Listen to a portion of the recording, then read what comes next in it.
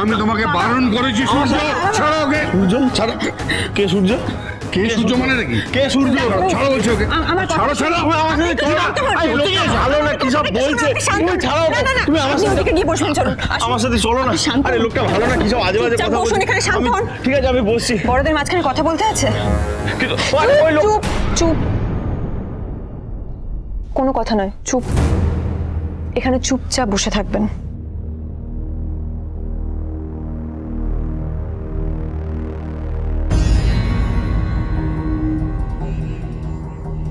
বাবা, পিতৃঋণ কখনো শোধ করা যায় না।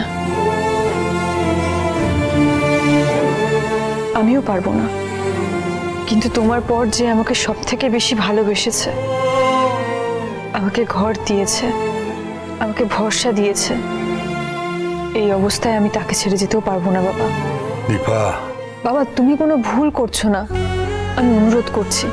দেখো, এইভাবে কোনো কিছুই সমাধান হবে না। এরপরে সব থেকে বেশি খেসারত তোকে দিতে হবে দীপা। তুই কিন্তু পস্তাবি, আমি বলে রাখছি মা। হতে পারে, কিন্তু কাকে ছেড়ে যাবো বাবা? তুমি ওনার অবস্থাটা একবার দেখেছো? উনি এখন একদম শিশুর মতো হয়ে আছেন।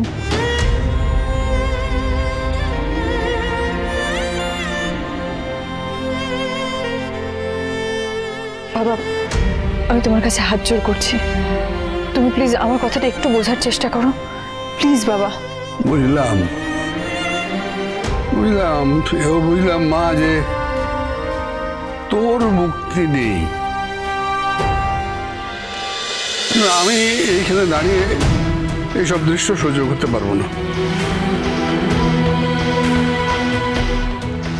অজয় বাবু, আপনি আমাদেরকে না না, দেখুন বেয়ানা, আমার পক্ষে আমার মেয়েকে, আমার সূর্যকে, দুজনকে এভাবে দেখা সম্ভব নয়।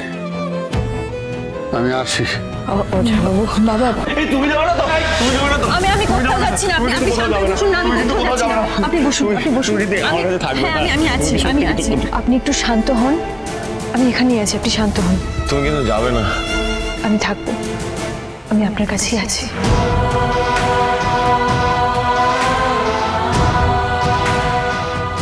আমার মনে হয় মা, তোর এইখানে থেকে যাওয়াটা বোধহয় ভুলই হলো। ঠিক আছে, কিন্তু আমার বাড়ির দরজা কিন্তু সারাটা জীবন তোর জন্য খোলাই থাকবে। যদি কখনো মনে হয় যে দম বন্ধ হয়ে আসছে, তখন চলে আসিস বাবার কাছে।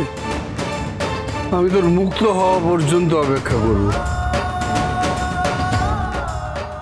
অজয়বাবু, আপনি এভাবে কেন বলছেন? সব তো ঠিকও হয়ে যেতে পারে। দীপার ওপর আপনার ভরসা নেই? ভরসা আছে, দীপার ওপরে আছে, ওর কপালের ওপর নেই।